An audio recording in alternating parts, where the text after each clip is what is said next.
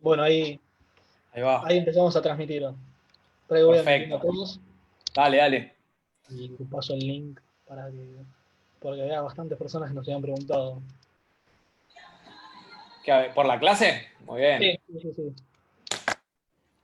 muy bien. Sí, la verdad salió linda también el otro día. Es que sí, son temas que, bueno, que en realidad todas las comisiones lo tratan y aparte son temas centrales que vienen a tocarse, algunos lo toman en el primer parcial u otros en el segundo. Nosotros siempre tratamos de hacerlo en el primer parcial, en la primera parte, para que quede todo. Pero aparte son temas súper interesantes que en el código tuvieron bastante modificación. Así que bueno, Sí, la verdad que está bueno que lo vengamos a poner acá en las clases. dale. Así que bueno, ¿Te parece empezar? cuando. Dale, sí, Dale. obvio. Así que Hoy bueno, vamos a estar viendo con el docente Nicolás Abregú, que es profesor en Rivera Pereira y en Derecho Civil y en Contratos en López Blanco. Vamos a estar viendo capacidad. Bueno, Nico, así es. ya Bueno, estuvimos primero, viendo. Uy, primero perdón. principal, buenos días. No, buenas tardes, perdón. Buenas tardes a vos. Gracias a ustedes por estar del otro lado. Bueno, hoy vamos a continuar con lo que veníamos viendo de capacidad y nosotros habíamos arrancado la bolilla de capacidad con persona. Después de persona y de ver a las personas que son incapaces de ejercicio, del 24 vimos menores, que fue la clase pasada, y hoy nos faltaba ver aquellas personas que se encuentran restringidas de la capacidad por sentencia judicial. Entonces, vamos a compartir acá el PowerPoint que nosotros vamos a tener el día de hoy. A ver si vamos a ponerlo acá. Perfecto. Bien.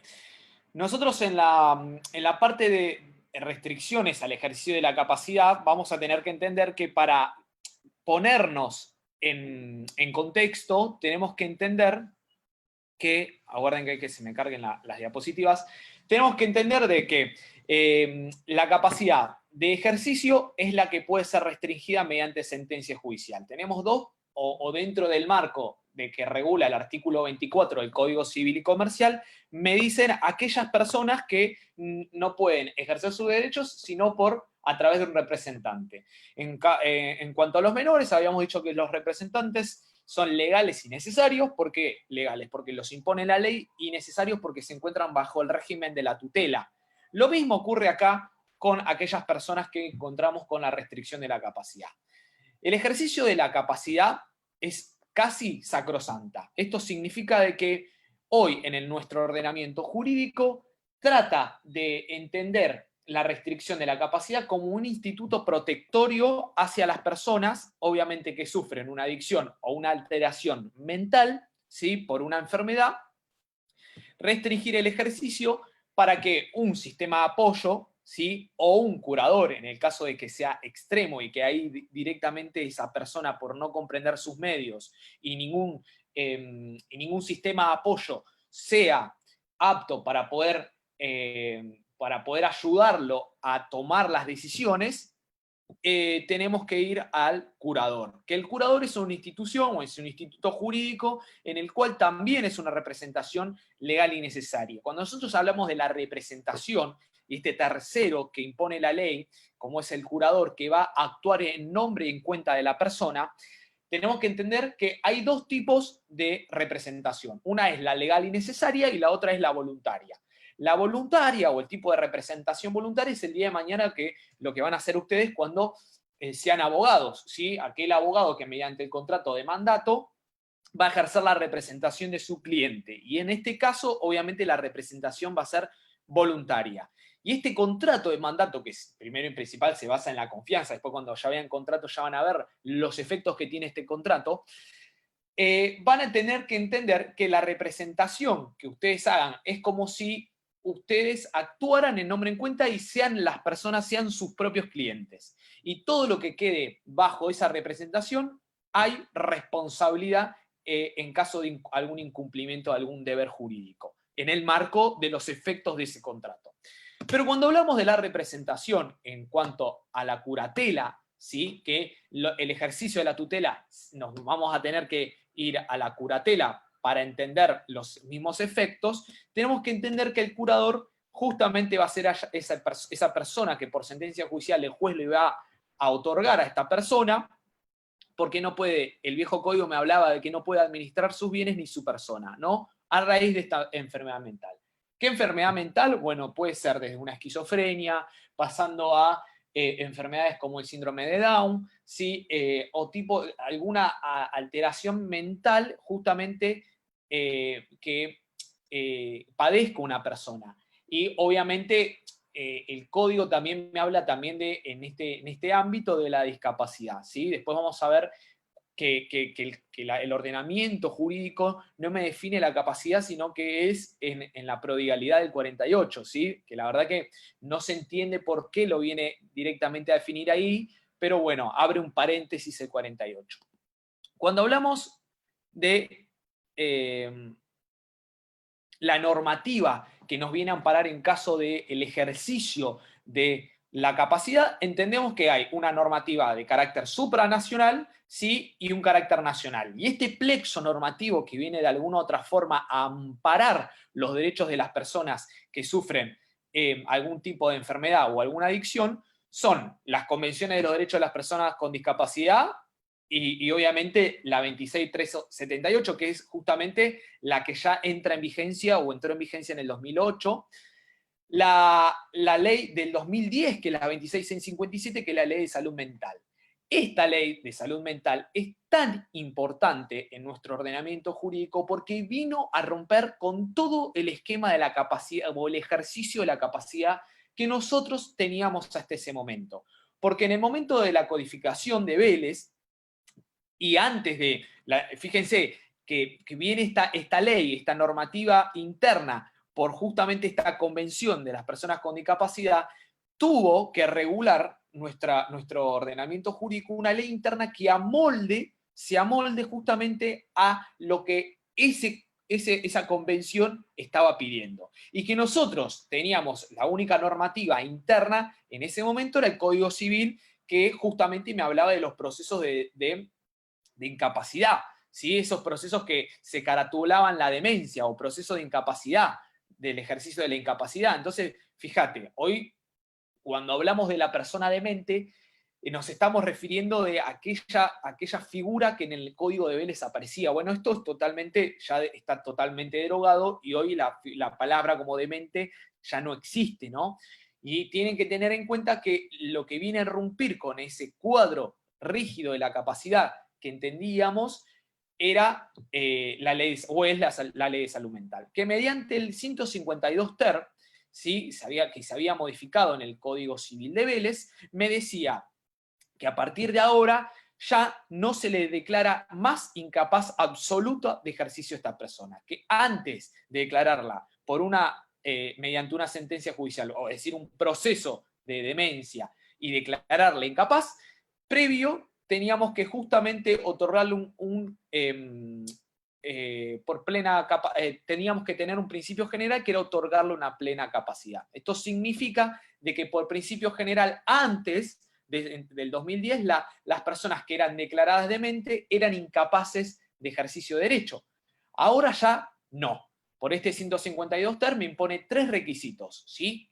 Me dice que a partir de ahora las personas son capaces, pero con capacidad relativa, es decir, que el juez me va a determinar de forma específica en sus sentencias qué actos no puede realizar sino bajo el consentimiento de su apoyo, ¿sí? O esa persona que lo va a ayudar a tomar las decisiones.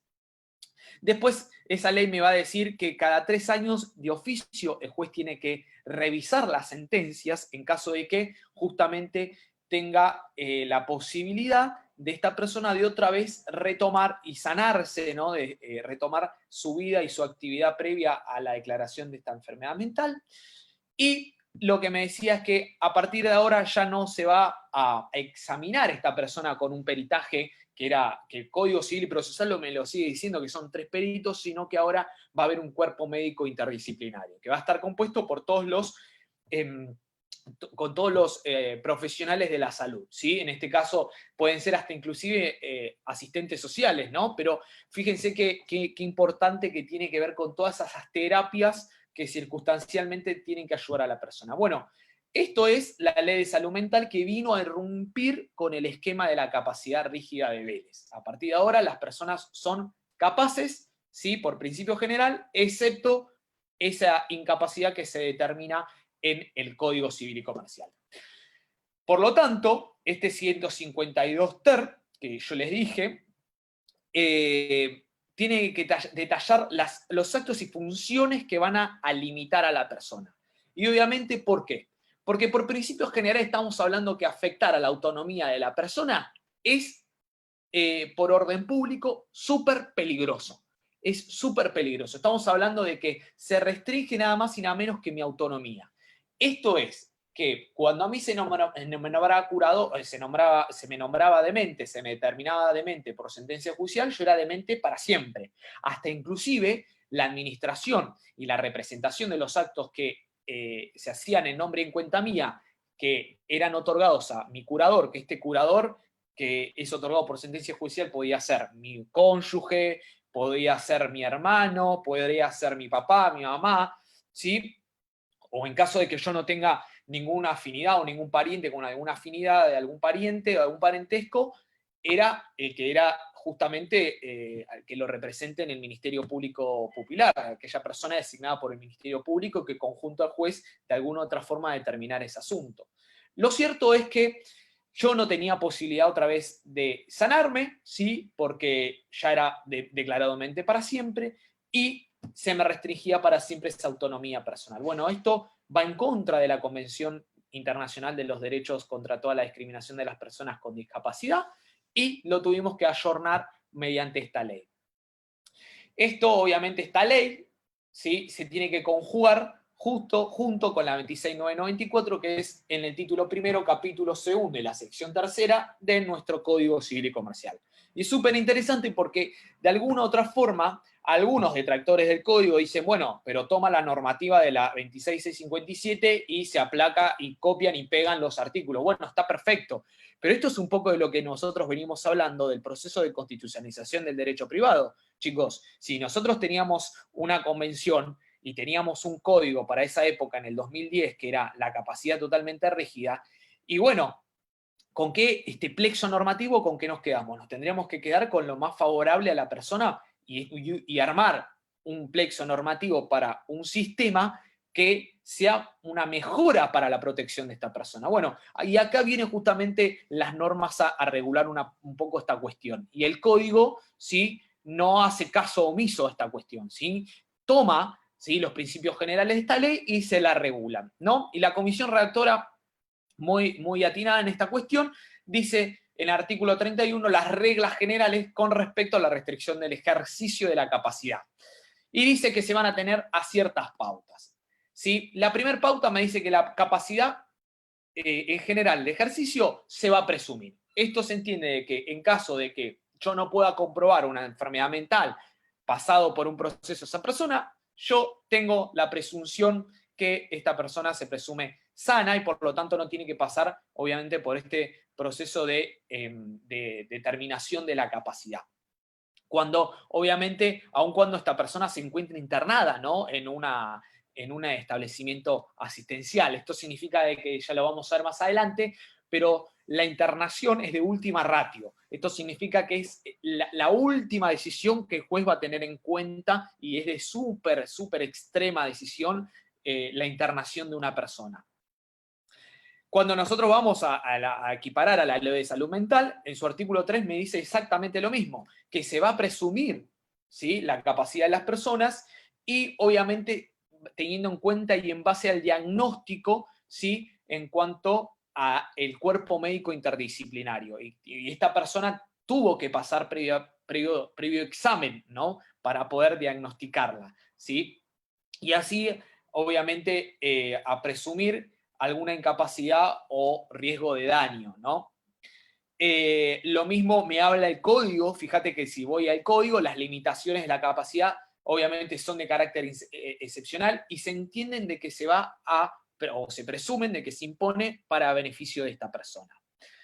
Cuando nosotros hablamos, obviamente, de aquellas personas que tienen que pasar por la evaluación interdisciplinaria, y dada justamente una evaluación interdisciplinaria y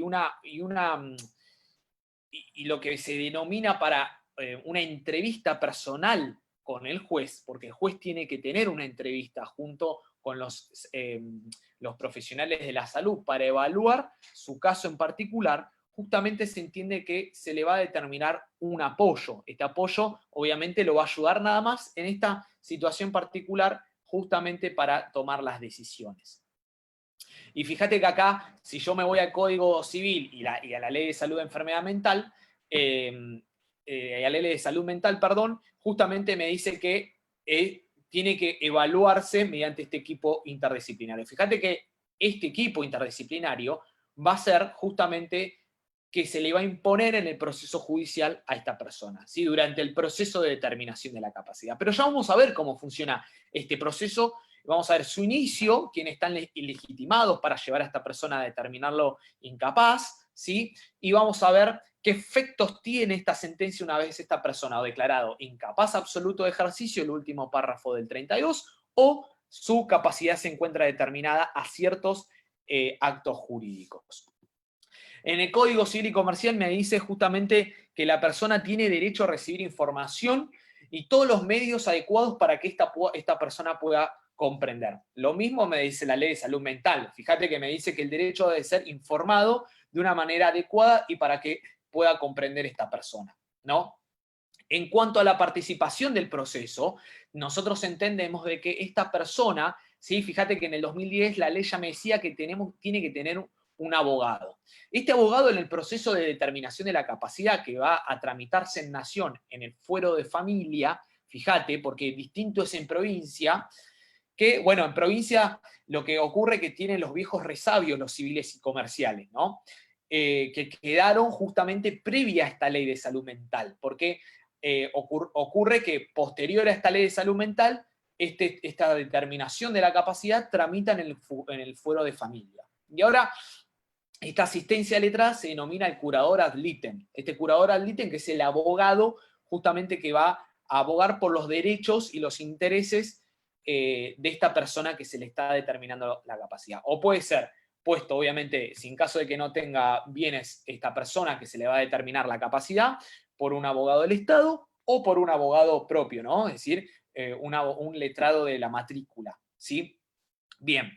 Y fíjate porque lo establece el código, si carece de medios, ¿sí? Si carece de medios, el Estado le tiene que proporcionar uno. Y fíjate que me habla justamente de recibir un tratamiento personalizado, ¿sí? Resguardado, en la intimidad. El juez tiene que tomar ciertos recaudos con respecto a esto, porque nada más y nada menos lo que se está tratando es justamente resguardar a esta persona porque tiene o está padeciendo o ya sea una adicción o ya sea una salud mental, perdón, una enfermedad mental que afecta a su salud. Entonces, todas las terapias que tienen que hablarse son todas terapias de forma alternativa, ¿sí? Se dice y no solo eso, sino que tenemos que poner en pos de poder durante el proceso limitar lo menos que se pueda el ejercicio de los derechos de esta persona, porque hasta que no tengamos sentencia, esta persona sigue siendo capaz, ¿se entiende? Y fíjate que acá yo les traigo a colación lo que el código me viene a definir, si esto es un paréntesis que hace esto cuando habla del 48, el 48 no habla de la persona con discapacidad, no, me habla de la prodigalidad, que ya lo vamos a ver que es una forma de inhabilitar a una persona, ¿sí? La prodigalidad es un inhabilitado, ya vamos a ver ese proceso, pero para llegar a eso, yo les quería decir que fíjate que ninguna convención me habla de la discapacidad y ni tampoco me la define. El derecho interno me lo define el artículo 48 y me dice que se considera persona con discapacidad a toda persona que padece con una alteración funcional, permanente, prolongada, física o mental, ¿sí? Siempre y cuando en relación a la edad y a su medio social. Fíjate, ¿no? Y acá lo que se está refiriendo a este artículo es justamente a quién integra la familia del pródigo, que ya vamos a llegar. Pero el código me hace un paréntesis y me define ahí, me interviene la definición de la discapacidad. Fíjate, ¿no? Que no sé si el codificador no lo pensó esto o trató de limitar o restringir quién tenía que protegerse más, ¿sí? O quién era más, o esa persona más vulnerable a la hora de hablar del pródigo, y para de alguna otra forma tipificar o restringir o limitar ese criterio que el juez tiene que con la discapacidad, bueno, me lo tuvo que definir. Siempre y cuando nosotros tenemos que, por principio general, en el derecho privado, en el derecho civil, todo aquello que se define ya no puede ser interpretado al albedrío del juez o al albedrío judicial. Esa interpretación judicial automáticamente queda zanjada con una definición. ¿Se entiende? Entonces, fíjate que acá en el 48 me lo define. Pero ya vamos a ir a eso. Entonces, fíjate que acá la ley de salud mental me viene a modificar lo que yo te decía en el Código Civil de Vélez. Me viene a poner, a tirar por la borda todo lo que nosotros conocíamos como esa capacidad rígida, que o eras capaz o eras incapaz. Ahora ya no existe el incapaz o incapaz, sino existe la persona con capacidad restringida, ¿sí? Y fíjate que acá me habla de las evaluaciones interdisciplinarias, que no pueden ser por más de 3 años, ¿sí? Y obviamente tenemos que tener por principio general la autonomía de la persona. Fíjate que ya en el 2010 ya esto fue modificado en el Código de Vélez, ¿sí? Esto no es una innovación en el Código Civil y Comercial. Ya nosotros lo veníamos aplicando de esa forma. Y de alguna otra forma quedan zanjadas estos principios generales de la autonomía de la persona, los actos que requieren, ¿sí? O lo mejor dicho, los actos que el juez en sentencia judicial me restringe. Y acá viene justamente, que ya vamos a hablar más adelante de esto, el apoyo. El apoyo es una innovación, ¿sí? Que viene en materia de salud mental. Porque nosotros tenemos que la persona es por principio general capaz, pero existen ciertos actos que se los restringen en sentencia judicial. Por ejemplo, ¿qué actos? Que después fue más restrictivo estos actos, porque estos actos que la persona no puede, justamente actos de disposición. De forma específica son actos, por ejemplo, la venta de un inmueble o la compra y venta de un inmueble no la puede realizar sino bajo el asentimiento de la asistencia o el apoyo que tenga esta persona, ¿no? De forma específica el juez tiene que decir aquellos actos que no puede realizar. Se me vienen a la cabeza algunos actos, o algunos fallos de familia que si bien tuvieron mucha crítica, fue aquellos actos de derechos personalísimos como el matrimonio, ¿no? Que me hablaba que aquellas personas con discapacidad o aquellas personas que tenían, no se le detectaba alguna enfermedad mental y que eran pasados por el proceso de determinación de la capacidad, el juez no los dejaba contraer matrimonio. Entonces, nada, era súper apelable esta cuestión del ejercer el acto matrimonial o de realizar este contrato matrimonial o el instituto matrimonial, ¿no? Porque de alguna u otra manera, fíjense que es un acto que se basa en un proyecto de bien común. ¿Y por qué no una persona no puede realizar un proyecto de bien común con un tercero, con otro? ¿Se entiende? Entonces, viola toda la garantía que hay con respecto a la protección del derecho a la familia, a criar a los hijos, etcétera, etcétera. El proyecto de vida en común, ¿no? Y entonces este sistema de apoyo de alguna otra forma viene a asistirlo y ayudarlo. El apoyo es un sistema judicial y extrajudicial. ¿Por qué extrajudicial? Porque puede ser cualquier medio o cualquier alternativa que nosotros tengamos de forma terapéutica para ayudar a tomar las decisiones a esta persona. Puede ser, fíjense chicos, tenemos fallos desde que estas decisiones de apoyo, este apoyo puede ser algún familiar, ¿sí? Y estas terapias que tenga que tomar y que a veces la obra social tiene que cubrir, puede ser, no sé, desde una terapia, desde quinoterapia, ¿sí? Aquella persona que necesita de las terapias cognitivas con animales, como por ejemplo los caballos, por eso la equinoterapia, también con los perros, ¿sí? Y de alguna otra forma vienen los amparos de salud justamente en el ámbito patrimonial, a veces caen, tenemos resabio justamente para que esta obra social le reconozca, ¿no? A estas personas que sufren en el marco de una determinación de la capacidad o no, pero que ayudan de alguna otra manera terapéuticamente a a sobrellevar esta enfermedad mental. ¿Se entiende? Y justamente, fíjense que esto se da todo en el marco de la protección de la persona. Y el juez en la sentencia debe garantizar estas medidas necesarias, ¿sí? De tanto derechos personales como, fíjate, como los patrimoniales, ¿sí? Lo que yo acabo de contar. Bien, antes de avanzar, no tenemos ninguna duda, Lucas, yo no veo nada. Nico, Sí, sí, hay una duda. Pregunta decime. Candela Fossati.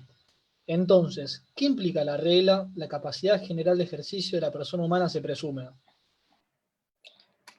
Justamente implica que si vos tenés una adicción, ahora lo vamos a ver, o una alteración mental, el código me habla, ¿no? En el 32, prolongada, permanente o prolongada, de suficiente gravedad, ¿se entiende? O una adicción, que puede ser el toxicómano o el ebrio consuetudinario. Si el toxicómano es el que ingiere estupefacientes, el ebrio consuetudinario el que ingiere alcohol, ¿sí? Y que de su adicción de alguna otra forma hace que se provoque un daño a su persona, ¿sí? Y a su patrimonio. Por eso me habla del daño que esta persona sufre, esta alteración por esta por esta alteración a su salud mental.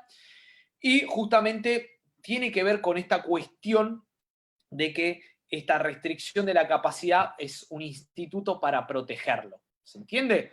Entonces, de alguna otra manera, si nosotros, el cambio de paradigma que nosotros tenemos con la ley de salud mental me dice que por principio general se va a presumir la capacidad de la persona antes que la incapacidad.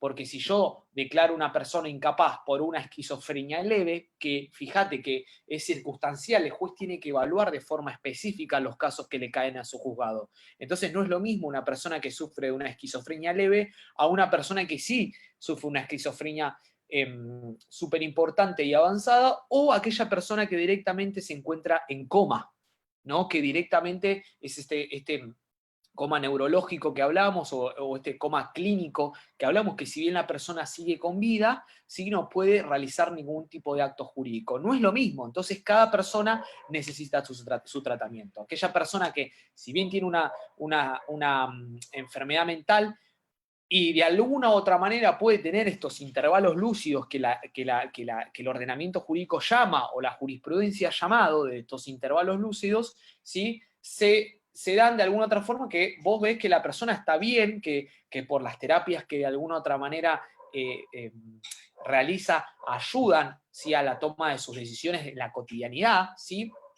Pero, como pasó por un proceso de determinación de la capacidad, al tomar una decisión importante patrimonialmente hablando, por ejemplo, cómo es la venta de una casa, cómo es la venta de un bien mueble registrable como un auto, necesitamos de este sistema de apoyo. Que este apoyo no va a actuar en nombre y en cuenta de la persona, no va a ser como el curador, sino va a ser el que lo asiste a tomar esta decisión. ¿Se entiende? Y esta es la novedad. Ahora vamos a ver cómo se instrumenta el apoyo, ¿sí? Pero muy bien. Y acá vemos que los presupuestos del artículo 32, ¿no? ¿Quién son esas personas de que se le puede pasar por un proceso de determinación de la capacidad? Bueno, por principio general, acá el código zanja, ¿sí? Este debate que se venía pensando de que si los menores podían pasar por un proceso de interdicción de capacidad, porque ya tienen una figura de representación. Lo cierto es que el código me habla y me dice que a partir de los 13 años, ¿sí? La persona, siendo menor, ya puede pasar por un proceso de interdicción, un proceso de determinación de la capacidad. En el viejo código se habla de la interdicción, por eso yo hablo de la interdicción ¿no? Estos procesos de interdicción de demencia, ¿no? Y bueno, esto ya queda zanjado y hoy en día hablamos de la determinación de la capacidad. Y puede pasar, ¿sí? Puede pasar a partir de los 13 años, ya esta persona se encuentra legitimada de forma pasiva, ¿no?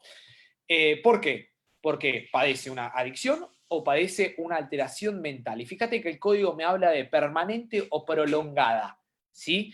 ¿Por qué permanente o prolongada? Porque acá entendemos de que la persona puede entenderse que ocurra estos intervalos lúcidos. Los intervalos lúcidos se dan por años, pueden ser por 10, 5 años, ¿se entiende?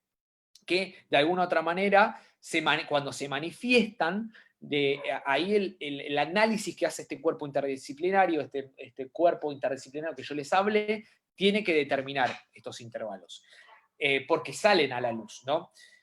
El juez puede restringir la capacidad, sí, siempre que estime del ejercicio de la plena capacidad pueda resultar un daño a sus bienes o a su persona. Esto significa de que cuando me va a restringir y me va a mí determinar de forma incapaz absoluta de ejercicio, cuando esta enfermedad mental sea permanente y prolongada y sea de suficiente gravedad. En ese último caso. Este es el último párrafo justamente del artículo 32, cuando es la excepción. La excepción es que a mí se me declare incapaz absoluto de ejercicio. Esto significa que cuando el juez lo determine y el sistema de apoyo sea ineficaz, el juez ahí me designa a mi curador, que esta persona actúe en nombre y en cuenta de la persona. Cuando nosotros vamos o pasamos por o hablamos de esta cuestión que tiene que ver por el proceso de interdicción de la capacidad y quienes se encuentran legitimados de forma pasiva, son todas personas que pasen por una adicción o pasen justamente por una alteración mental, ¿no? Y el extremo es que el juez determine porque esa enfermedad mental sea de suficiente gravedad, permanente y prolongada, ¿sí? No pueda comprender justamente mi entorno, ni expresar mi voluntad, ni mi consentimiento, ni por ningún formato medio adecuado, me dice el código.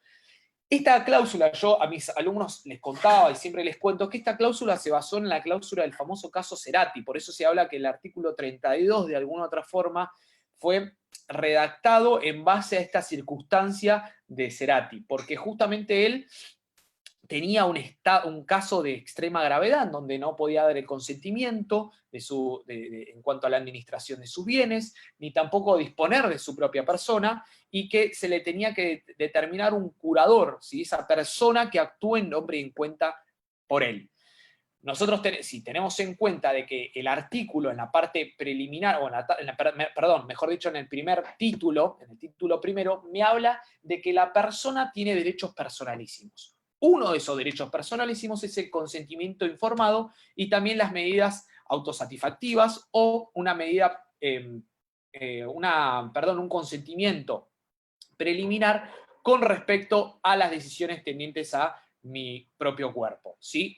¿Por qué? Se entiende que este consentimiento no se presume, sino tiene que ser, se tiene que ser de forma expresa, ya sea de forma escrita o formal, pero tiene que ser probado, porque yo puedo de alguna otra forma también, ¿sí?, determinar quién va a ser esa persona que en caso de que yo no pueda consentir cierto acto por esta cuestión de que caiga en coma o de que tenga alguna enfermedad mental que no me permita a mí dar mi consentimiento en cuanto a mi propio cuerpo, en los actos personalísimos, por ejemplo, a no recibir un tratamiento, a no requerir la autoanimación, ¿sí?, de mi vida, ¿sí? Es decir, esto se da en la reanimación, en el caso de que sufra algún paro cardíaco, que esa persona puede dar el consentimiento por mí. ¿Se entiende? Esta persona que yo voy a determinar es esta figura se denomina también curador, ¿no? Porque nada más es a este acto, a este fin, ¿sí?, que yo previo dejé consentido para que determine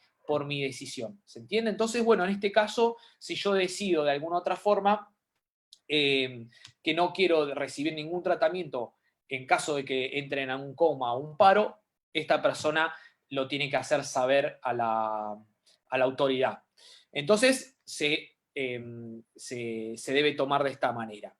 Cuando hablamos de que pasamos por un proceso, el proceso tiene justamente una cuestión. ¿Quiénes son aquellas personas de que justamente se declara incapaz absoluto de ejercicio y se le determina un curador? ¿Y qué función tiene este curador? Bueno, el curador tiene, justamente, si nos vamos al 138, tiene una función principal que es cuidar a la persona, los bienes del incapaz, y justamente tiene una cuestión más terapéutica también, porque esta persona puede ser cualquier familiar, ¿sí?, o cualquier esa persona afín, ya sea un amigo, ¿sí?, que se encuentre capacitado de alguna otra forma también para que ayude a esta persona, ¿no? Y también tenga que ver con esta cuestión de las rentas de los bienes de la persona que dejó ¿sí? En este caso el incapaz, que el incapaz está pasando obviamente por un proceso de no poder consentir. En cambio, la medida de apoyo, ¿sí? Este sistema de apoyo que viene a innovar y que conforme obviamente a la Convención de los Derechos de la Persona con Discapacidad, me habla y me dice que es un modelo social, ¿sí?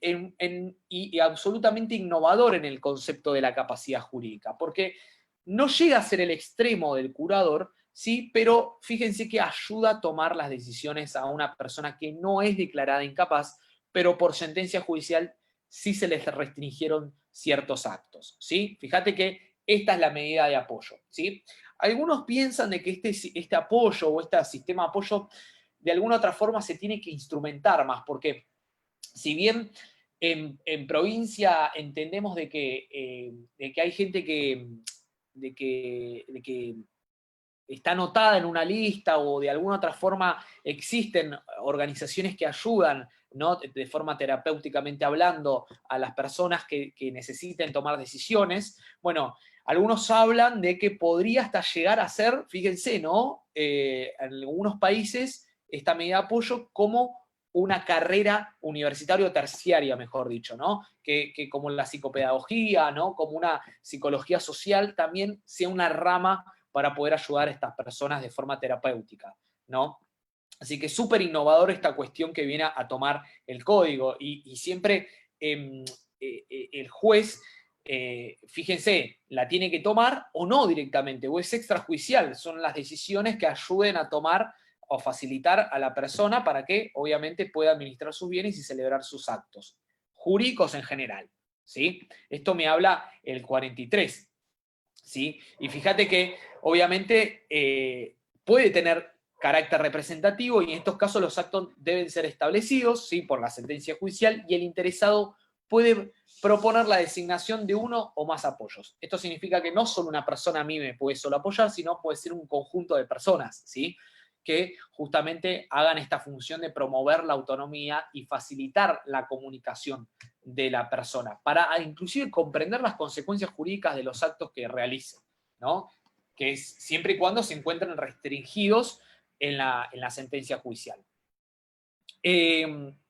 Obviamente, quien se designa medida de apoyo, ya sea judicialmente hablando, se debe inscribir con la sentencia, ahora vamos a ver la sentencia, ¿sí? Que se debe inscribir en el registro de la capacidad de las personas. ¿Esto por qué? Para que tenga oponibilidad todos aquellos actos que realice posterior a la inscripción de la sentencia judicial. Ahora vamos a ver qué es esto de tener oponibilidad.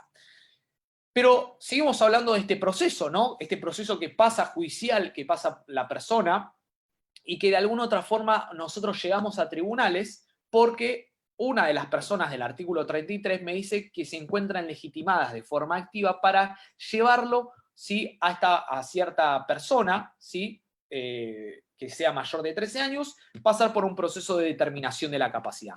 Y fíjate que el 33 me dice que pueden ser el propio interesado, ¿sí? El cónyuge no separado y el conviviente mientras no haya cesado la convivencia, los parientes dentro del cuarto grado y si fueran por afinidad dentro del segundo grado, y el Ministerio Público. Fíjate que acá lo que me viene a innovar el nuevo código es el propio interesado. Esto el viejo código a mí no me hablaba. Entonces decía que cualquier persona del pueblo, si el demente fuera furioso, ¿no? Me decía el viejo código en el 133. Pero acá no. Acá directamente me dice que es el propio interesado, que yo, sufriendo una adicción o sufriendo una enfermedad mental, me puedo presentar frente a un tribunal a justamente que se me restrinja la capacidad. O el cónyuge no separado. Si bien el cónyuge está legitimado como el conviviente, que también introduce el nuevo código la figura del conviviente, fíjate que me introduce como una restricción bien, bien típica acá en el código. Me tipifica y me dice que el cónyuge no tiene que estar separado. ¿Esto qué significa? ¿Por qué el cónyuge no tiene que estar separado? Porque si se entiende que el cónyuge esté separado y a mí me lleva a mí a pasar por un proceso de determinación de la capacidad, sí, se presume que ya si no convive conmigo el cónyuge, o mi cónyuge ya no convive conmigo, y de alguna otra forma ya entiende el derecho que ese vínculo se rompió, que ya no hay más amor, y que hay un interés detrás de ese cónyuge que no cohabita, pero legalmente no se encuentra arraigado por el matrimonio, ¿sí? para llevarme a mí a pasar un proceso de determinación de la capacidad, y de alguna u otra forma, ¿sí?, el juez huele que acá hay un interés que se está superponiendo. Entonces, por eso la ley entiende que ya como el amor no existe más, acá, en este caso, no puede el cónyuge presentarse estando separado, ¿sí?, legitimado de forma activa, a promover la declaración de la capacidad. Y me dice conviviente mientras no haya cesado la convivencia. Lógico. Chocolate por la noticia. El conviviente tiene que ser conviviente. Si no hay convivencia, cesa la figura del conviviente. ¿Se entiende? Pero acá ocurre también que se ha dado que la convivencia se puede inscribir en el registro de la capacidad de las personas. Entonces, bueno, si bien no alcanza la figura del cónyuge porque no tiene los derechos hereditarios el conviviente, pero sí me alcanza la convivencia, que se puede probar por fecha cierta, a partir de que comenzó esa convivencia, que nosotros, no, los convivientes lo asentaron así en el registro. Bueno, fíjate que acá no me habla si es un conviviente que está amparado bajo la ley o inscrito en el registro o si es de hecho, pero se entiende que si es de hecho, obviamente el conviviente tiene que probar que la convivencia no cesó, ¿se entiende? Por eso está legitimado, ¿sí? Una vez que se presenta. Y cuando me habla de los parientes de cuarto grado, significa justamente que tiene que ser por cuarto grado, ¿sí? Nosotros cuarto grado descendiente, línea recta descendiente, y por afinidad, ¿sí? Es decir, la familia de mi cónyuge o mi conviviente, es la otra cara de la moneda, ¿sí? Hasta segundo grado. Y el Ministerio Público Popular. Me anticipo, porque ya vamos a ver que el Ministerio Público, o el Ministerio Pupilar de Menores, es aquella institución, obviamente que es separado, como nosotros venimos hablando hasta acá, del Poder Judicial, que viene a velar por los intereses de estas personas menores o personas que se les restringe la capacidad. Y siempre tiene que actuar junto con el juez y velar por los intereses de estas personas que se les determina la capacidad en el proceso. ¿Qué me dice el régimen o cómo puede ocurrir este régimen de las cautelares o las medidas cautelares durante la vigencia del proceso? ¿Qué juez qué medidas puede tomar? Siempre toda la protección con la persona, ¿sí? Puede inclusive poner un curador, en caso de que tenga muchos bienes, la persona que se le va a determinar la capacidad, este causante, bueno, se le pone lo que se denomina un curador ad litem. Ese curador ad litem es el abogado que no tiene bienes, un curador ad bona. Cuando tiene muchos bienes, va directamente a administrar los bienes durante lo que dure el proceso, ¿sí? En este caso puede ser hasta inclusive un administrador impuesto por el juez. Para velar los intereses nada más patrimoniales de esta persona. Cuando no tiene dinero, ¿sí?, se le pone un abogado, que este abogado es el curador ad litem, ¿sí?, para el litigio. Inclusive esto es en cuanto patrimonialmente hablando. En cuanto a la salud de esta persona, toda medida tendiente y terapéutica puede justamente darse para su recuperación en la salud. Sí, hasta puede inclusive en el marco de este proceso obligar si en caso de que tenga obra social esta persona, de que la obra social se haga cargo de las terapias. Esto ocurre, chicos, en caso del desconocimiento de la obra social.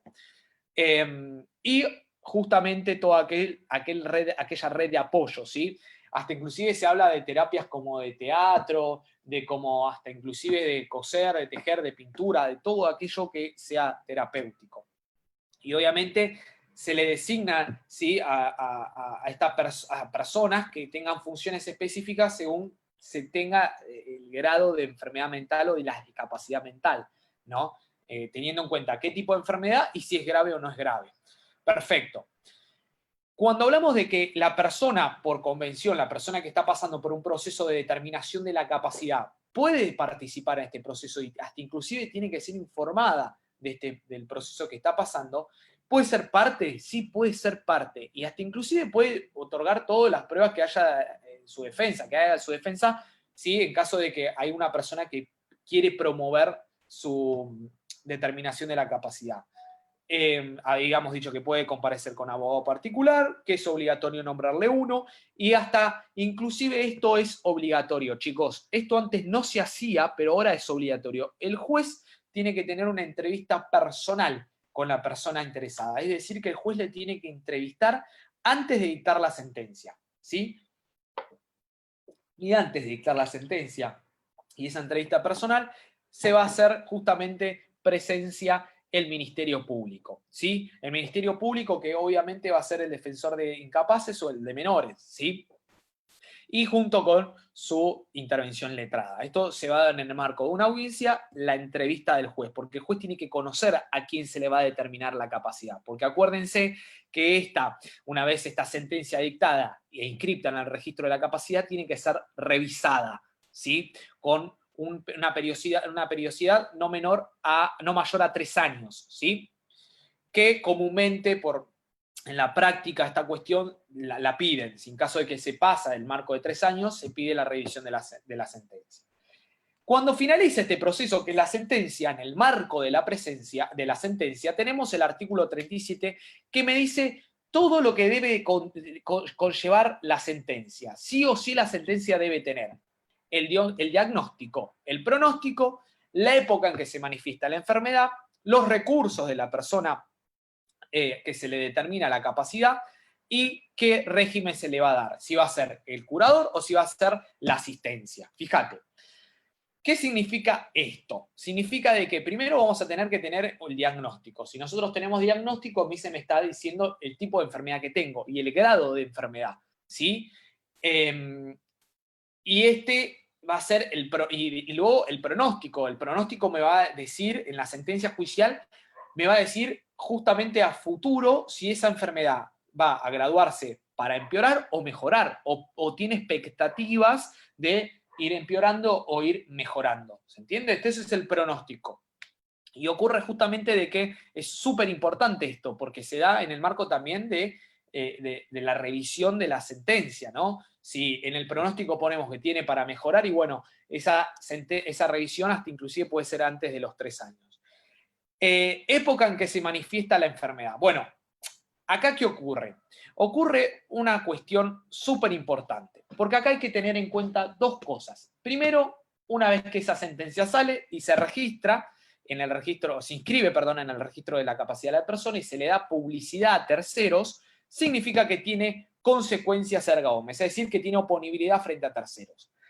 Todos aquellos actos en que la persona, que fue determinada en su capacidad, que fue restringida de su capacidad, bien específicos, como por ejemplo la compra y venta de inmuebles, sabemos que esta persona, para realizar cierto acto, ¿sí?, tiene que recurrir a la asistencia o el apoyo. Bueno, en caso de que no lo hiciera así, este acto va a caer en la nulidad. Lo mismo ocurre cuando esta persona declarada incapaz absoluta de ejercicio y tiene que justamente actuar un curador, todos los actos que realice esta persona van a caer en la nulidad. Pero por eso es tan importante que el código en el 37 me habla de cuándo se manifiesta esta enfermedad. Porque es súper importante cuando esta enfermedad era pública y notoria y esta enfermedad era ostensible, es decir, que yo podía, ¿sí?, notar que la otra persona tenía una enfermedad mental que alteraba justamente su salud. Entonces, fíjate que me voy a adelantar porque lo voy a hacer. Ahí vamos a hablar de la fecha en que se manifiesta la enfermedad, ¿no? Y fíjate que yo le pongo, obviamente hay un antes y un después, acá es donde la fecha en que se escribe la sentencia, posterior a todos aquellos actos que una vez que se le restringe la capacidad a la persona, los actos van a caer en la nulidad, es decir, que no van a tener efecto. Significa que va a caer una sanción, que se le debe poner, la nulidad es una sanción, que se van a tomar como si nunca se realizaron. Es decir, que los efectos se retrotraen previa a celebración, la celebración del contrato o del acto jurídico. La ley lo que tiende a hacer con la nulidad es justamente privar los efectos normales y propios de ese contrato. ¿Se entiende? Entonces va a poner las partes previa a contratación, previa a celebración de ese acto jurídico. Cuando nosotros tenemos la manifestación de la enfermedad, obviamente, esta manifestación obviamente tiene que ser ostensible, pública y notoria, porque puede ocurrir que las personas que manifiesta la enfermedad hayan realizado ciertos actos jurídicos, por ejemplo, una compra-venta de un inmueble, y puede ocurrir que un tercero haya contratado con esta persona a sabiendas de que este acto sí iba a beneficiarlos. Entonces actuó de mala fe, porque estaba actuando con una persona que ya manifiestamente ostensible tenía una enfermedad. Entonces, se ponen en todos retroactivamente, hasta la fecha de la manifestación de la enfermedad, en tela de juicio todos los actos que pueden caer en la nulidad. ¿Se entiende? Porque acá, desde que ocurrió la manifestación hasta que se registra la sentencia, esta persona pudo haberse casado, reconocido hijos, comprado bienes, donado bienes, ¿sí? Y fíjense que si se presume, fíjense, si hasta inclusive donó un bien, ¿no? Entonces fíjense que acá tenemos los actos que son posteriores a la inscripción a la sentencia y caen en la nulidad, pues son nulos los actos, ¿sí?, de la persona incapaz o con capacidad restringida que contrarían lo dispuesto en la sentencia con posterioridad a la inscripción. ¿Se entiende? Es súper importante que tengan en cuenta que no es desde la sentencia que fue dictada con fecha, no, es al momento que se registra, porque en ese momento ocurre lo que es esta ficción legal de la publicidad hacia terceros, y cuando es publicidad tiene efecto erga omnes, ¿sí?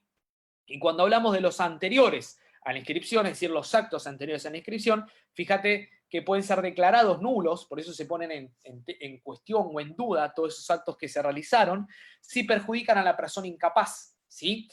Y fíjate que acá la ley me dice cuándo van a perjudicar estos actos a la persona incapaz. Cuando la enfermedad era ostensible a la época de celebración del acto, es decir que evidentemente yo me doy cuenta que esa persona no estaba bien al momento de contratar conmigo y así todo contrato.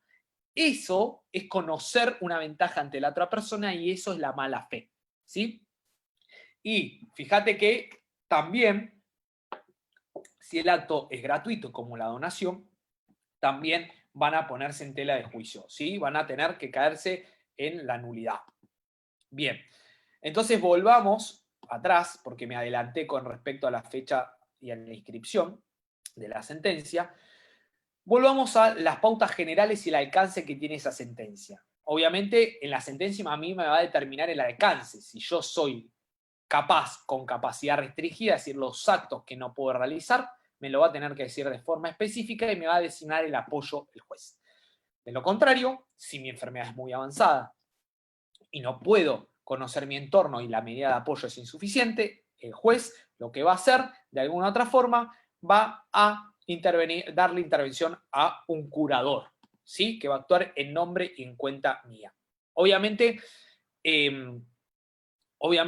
entendemos de que, esperemos de que siempre este régimen de la asistencia es el que a mí me ayude, ¿sí?, en caso de que yo sea capaz, pero con capacidad restringida, a justamente habilitarme, ¿sí? El régimen de la asistencia va a ser tanto hasta personas con capacidad restringida y tantos en los inhabilitados, que ahora vamos a ver quiénes son los inhabilitados, ¿sí?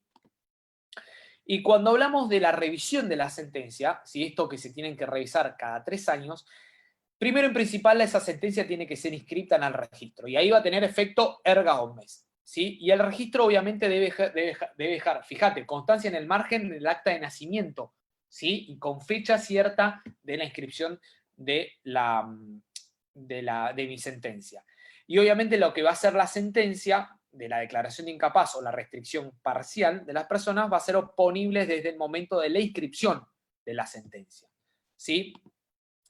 ¿Qué ocurre? Cuando nosotros tenemos que hay una sentencia firme e inscrita que puede ser revisada, ocurre que esta sentencia queda firme con lo que se denomina, siempre lo explico con el recurso en consulta.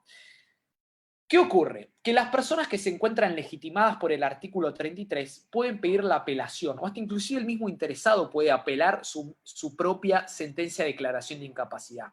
Se entiende una vez declarada la sentencia, una vez firme la sentencia. Antes de que sea firme la sentencia la puede apelar. Se va a segunda instancia y de ahí segunda instancia va justamente a dar sentencia firme, ¿sí? Va a rever la sentencia o va a afirmar lo que decíamos en primera instancia o que el juez de primera instancia afirmaba. Lo que ocurre es que puede ser que nadie apele la sentencia. Entonces acá ocurre algo extraordinario que de oficio el juez va a elevar en consulta a la segunda instancia, va a elevar al tribunal de apelación. ¿Se entiende? Que justamente como nadie apeló, la tiene que revisar sí o sí, segunda instancia, ¿sí? Esto es súper interesante. Y fíjense lo que yo les digo, que el juez tiene que rever cada 3 años los dictámenes y una nueva evaluación que se le hace interdisciplinaria, ¿sí? Es decir, que esta persona va a pasar cada 3 años una evaluación interdisciplinaria de estos profesionales de la salud para que o sigamos como estamos o de alguna otra forma rever la posibilidad de que se sane esta persona. Cuando hablamos de la internación, dijimos que es de carácter, obviamente, extraordinaria. Y se tiene que dar por una cuestión, ¿sí? Si se presumen los recaudos de la 26 en 57 del 37, obviamente que tiene que ser una evaluación interdisciplinaria, los motivos que justifiquen, ¿sí? Y obviamente una ausencia de una alternativa, ¿sí? Para curar a esta persona. Es decir que si esta persona nada más puede ser internada y para que sea protegida su persona y sus bienes, bueno, nada más es la única solución, ahí va a aplicarse la internación. En todo caso, siempre se entiende de que cuando arriesgo a su persona o para terceros, también se lleva la internación. Esto pasa que, por eso, cuando las personas caen en la internación, por eso decimos que tenemos que hacer revisadas las sentencias, chicos, porque imagínense, hay personas que se encuentran internadas y que directamente sus familiares se olvidan de estas personas, ¿no? Y que no tienen motivo para seguir internadas, ¿sí? Bien, y por eso se entiende que es un recurso terapéutico totalmente restrictivo y lo más breve posible. Por eso se entiende que antes, cuando vos eras declarado demente en el viejo sistema de Vélez, eras para siempre y no eras supervisado por absolutamente nadie, ¿sí? Quien entiende siempre estas cuestiones es un profesor de la facultad, que es Juan Sedán, que es, la verdad que es extraordinario ese profesor y que entiende en cuanto a la discapacidad y tiene un CPO, yo lo cursé a un CPO con él, que habla con respecto a todas estas cuestiones que tiene que ver con la determinación de la capacidad. Y bueno, y él tiene un libro que de alguna otra manera se trata de analizar, ¿no?, estas personas y se interna junto con ellos en un centro de rehabilitación. Y súper interesante porque analiza, socialmente hablando, todas estas cuestiones y que después la vuelca en la ley, ¿no? Bien.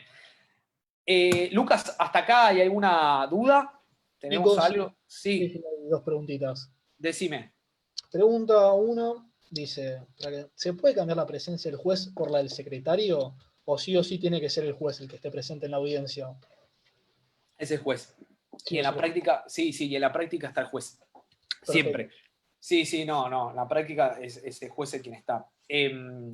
Imagínense que en esa audiencia también está el ministerio Público que puede intervenir, ¿no? Que interviene y que hasta inclusive puede apelar.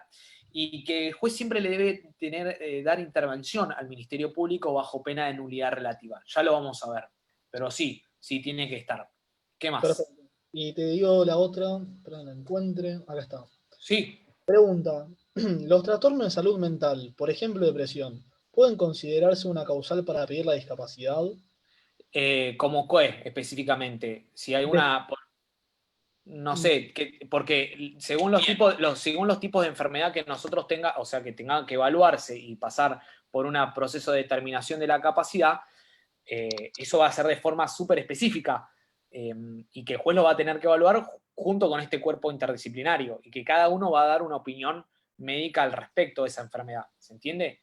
Perfecto. Eran solo esas dos dudas. Perfecto. Bien. Actos realizados por personas incapaz o con capacidad restringida. ¿Sí? Esto ya lo vimos. ¿Puede cesar la incapacidad y la restricción de la capacidad? Sí, puede cesar. ¿Sí? Puede cesar. Y obviamente el cese de la incapacidad o de la restricción la decreta el mismo juez que haya decretado justamente esta cuestión. Que me haya a mí decretado la incapacidad. ¿Cómo? Bueno, previo examen, ¿sí? Conforme a la pauta de la sentencia del artículo 37, que me dictamine todo, el pronóstico, el diagnóstico, exactamente si sigue siendo el mismo curador, porque el curador durante todo esto que es el responsable por velar la representación de esta persona determinada de la capacidad, ocurre que puede cambiar, ¿sí? Y si cambia, hay que justamente inscribirla o darle aviso al juez mediante un escrito judicial. Si en un escrito decimos que cambia el curador, ¿sí? Y el juez acá tiene que tomar las medidas necesarias, porque dice que si el restablecimiento no es total, el juez puede ampliar la nómina de actos que puede realizar la persona o directamente al contrario, ¿sí? Que aquellos ya actos que no va a poder realizar porque ya se le va a ir determinando más esa capacidad. Cuando hablamos de los inhabilitados, vamos a hablar dos palabritas, porque los inhabilitados se encontraban en el Código de Vélez en el viejo 152 bis. Aquellos toxicómanos, los ebrios consuetudinarios, los pródigos y las personas que no cuentan con la aptitud física y psíquica, que no llegaban a ser los dementes, ¿sí?, del viejo 141. Ahora queda nada más la figura de la prodigalidad, del 48, y básicamente el 48, ¿se acuerdan que al principio de esta clase yo les dije que entre medio de este artículo que me va a denominar quién es el pródigo, me hablaba de la discapacidad, de esa persona con discapacidad? Y el pródigo justamente me habla de aquella persona de que por poner en riesgo al patrimonio de la familia, ¿sí?, solo de su familia, por justamente realizar ciertos actos de despilfarro de su fortuna, actos de disposición, obviamente, tanto donar ciertos bienes como realizar compras innecesarias, pero de alguna otra forma perjudican el bien familiar. Y acá el código, en este artículo, me define quién es la familia que se perjudica. Y me dice, es el cónyuge, el conviviente y los hijos menores. Y dentro de los hijos menores pueden ser adultos, pero con discapacidad, ¿sí? Esas personas, y ahí me define también quiénes son las personas con discapacidad. Y me dice, ¿quién puede llevarme a mí? ¿Quiénes se encuentran legitimados para iniciar un proceso de inhabilitación? Son mi cónyuge, mi conviviente, mis hijos y mis padres. Fíjate que los ascendientes no están puestos en la persona o definida en la familia que pone en riesgo, sí, el pródigo. Entonces, de alguna otra forma, entendemos de que no sé por qué el legislador entendió que los ascendientes también podían llevar a ser legitimados, si no están definidos dentro del ámbito de la familia del pródigo. Pero básicamente, el pródigo es aquella figura que la doctrina me habla como este ludópata que el que juega, tiene todo su patrimonio, cobra su salario y despilfarra todo su salario, ¿sí? Y siempre y cuando ese salario dependa, ¿sí?, una familia. ¿Y quién es la familia? Esta, la que el código me dice: cónyuge conviviente, hijos menores o con discapacidad. ¿Se entiende? Efectos, ¿sí?, de la inhabilitación. La inhabilitación también se tiene que pasar por un proceso judicial y se declara mediante una sentencia judicial. Y obviamente para asistir al inhabilitado se le debe poner un apoyo. Este apoyo justamente se da para que lo asista en los actos de administración, los actos de disposición que el juez imponga en la sentencia. Esto significa de que si a mí el juez me inhabilita por ser pródigo, si antes en Vélez teníamos estas figuras, ¿no? El toxicómano, el ebrio, bueno, esto ya desapareció. Ahora solo tenemos el pródigo. Y yo por hacer de mi fortuna un despilfarro y que ponga en peligro el patrimonio familiar, el juez me dice, bueno, vos no vas a poder disponer, no sé, del bien de la casa de Santa Teresita, ¿sí? Para eso vas a tener el sistema de apoyos. El apoyo puede ser uno de mis hijos o todos mis hijos, ¿se entiende? En caso de que este padre, ¿sí?, o esta madre o este progenitor de alguna u otra forma esté perjudicando ese bien. Hasta inclusive puede ser los cónyuges o el conviviente o los hijos, todo ese grupo de apoyo, para asistirlo en este acto. ¿Cuándo finaliza la inhabilitación? Bueno, cuando el juez obviamente la declare mediante una sentencia judicial y se tiene que haber un examen previo, ¿sí?, interdisciplinario. Este cuerpo médico interdisciplinario puede ser de un psicopedagogo, un psicólogo, un psiquiatra, hasta ¿cómo se llama? Un asistente social. Fíjate que se tiene que evaluar hasta las condiciones en que esta persona vive, ¿sí?, su medio social, económico, ¿sí?, hasta cultural. Obviamente, si el restablecimiento no es total, el juez puede ampliar, ¿sí?, la nómina de aquellos actos que puede realizar con el apoyo. ¿Se entiende? Es súper interesante esta cuestión para que entendamos de que el inhabilitado no es aquella persona que por una adicción o por una enfermedad mental se le va a poner un apoyo. Simplemente puede ser por ser pródigo. El pródigo es que despilfarra la fortuna de la familia. ¿Quién es la familia? La que en el artículo 48 del código me dice que es, ¿sí?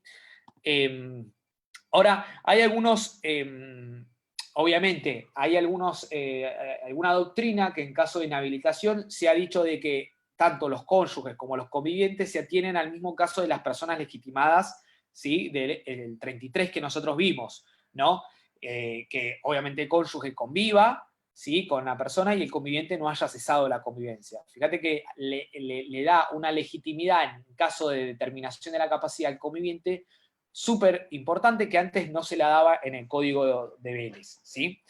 Esto es para tenerlo en cuenta. ¿Hay alguna cuestión, alguna duda para terminar? ¿Hay Sí, algo que me Nico, quiera...? Sí, hay una consulta acá. Pregunta sí, Julio Carrero, pone como ejemplo el tema si es aquel que se juega todo en los caballos y deja sin nada a la familia. claro, exactamente. Sí, es el ludópata. Sí, es el ludópata el que va al casino, el que va al hipódromo, ¿sí? Pero siempre, fíjense, tiene que depender, ¿sí? Tanto de él, de su patrimonio, tiene que depender una de estas personas, que es su familia.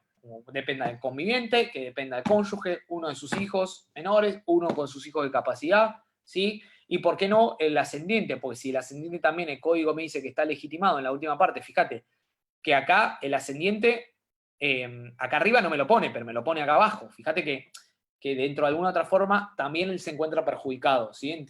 Sería como más amplio, ¿sí? Es una cuestión también creo que de redacción que se le habrá pasado a la comisión, no lo sé. ¿Hay alguna otra cuestión, Luquitas? No, Nico, no hay ninguna otra pregunta. Bueno, a ver qué salimos de acá. Bueno, perfecto. Por hoy ya dimos terminado, viernes ya habíamos terminado lo que es toda la parte de determinación de la capacidad y todo lo que es el sistema de capacidad. Nosotros vimos personas menores, restricción de la capacidad, vimos aquellas incapaces absoluto de ejercicio y personas con capacidad restringida, inhabilitados. Así que ya de alguna otra forma como cerramos toda la cuestión de los incapaces. Nico, clase maravillosa. La verdad, Bueno, muy espero que les haya servido. También entiendo de que, bueno, ya se aprobó la nueva resolución, ¿no? Hoy. No sí, sé sí. si vos querés contar algo con respecto a eso. Cualquier duda que tengan lo estuvimos subiendo a la página de la Centeno, donde está mejor explicado que capaz lo que les puedo llegar a decir yo. Cualquier duda no duden en consultarnos. Están muy bien, estamos contestando las preguntas de a poco, pero estamos contestando todas para que nadie tenga ninguna duda y se entienda bien lo que es la nueva resolución. Pero no dejen de consultarnos por cualquier duda que tengan. Y esta clase también va a quedar grabada en Facebook. Perfecto, perfecto. Sí, sí, sí.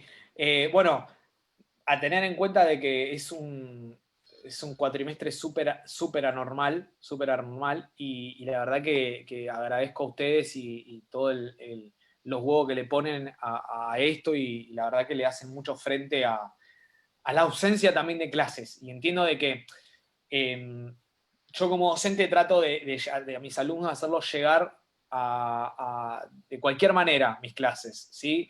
Y en la medida en que yo pueda, pero sí trato de estar y estar muy presente, ¿sí? Más presente de lo que tendríamos que estar. Sí, ya los pibes ya no saben, me ven en todos lados, ya deben estar recansados.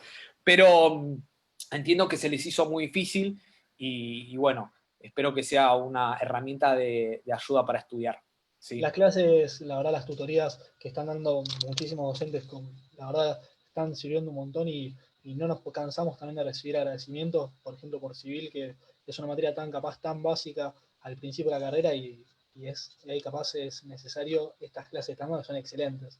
La verdad, están No, muy, bueno, a mí me eh, ayudan, por ejemplo, para acordarme de un montón de cosas y está bueno sí. repetirlas. Bueno, yo no sé si son excelentes, Son pero, excelentes. pero sí, pero me falta mucho para llegar a ser un gran doctrinario como son gigantes del derecho civil y grandes del derecho de familia, ¿sí? Que yo tengo obviamente mi corazoncito puestos en varios autores que son muy innovadores y muy nuevos en esta materia, ¿sí? Aida Kemelmacher en capacidad, por ejemplo, en cuestiones de menores y derecho de familia, Marisa Herrera, a Juan Sedán también, todas estas cuestiones, Diego Sender en cuestión de consumidor, ¿sí?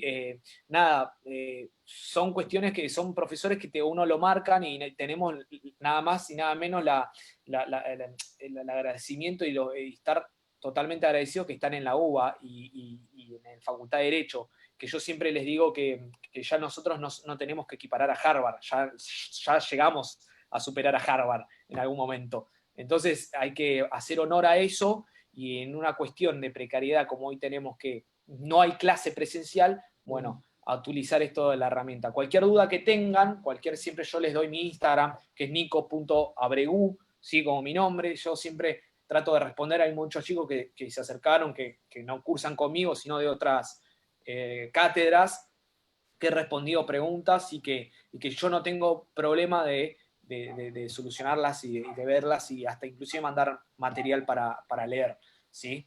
Así que bueno. Excelente. Mil gracias, Nico, por la clase de hoy y también por las que alegro. venís dando, también de parte mía y de toda la Centeno. Y gracias también a los más de 45 participantes que estuvieron participando hoy. Unos valientes, siendo viernes, unos valientes. Con el frío para dormir la siesta. La verdad. Bueno, Lucas, un abrazo grande y nos estamos viendo. Gracias por escucharme y nos vemos en la clase que viene. Nos vemos. Chao, chao.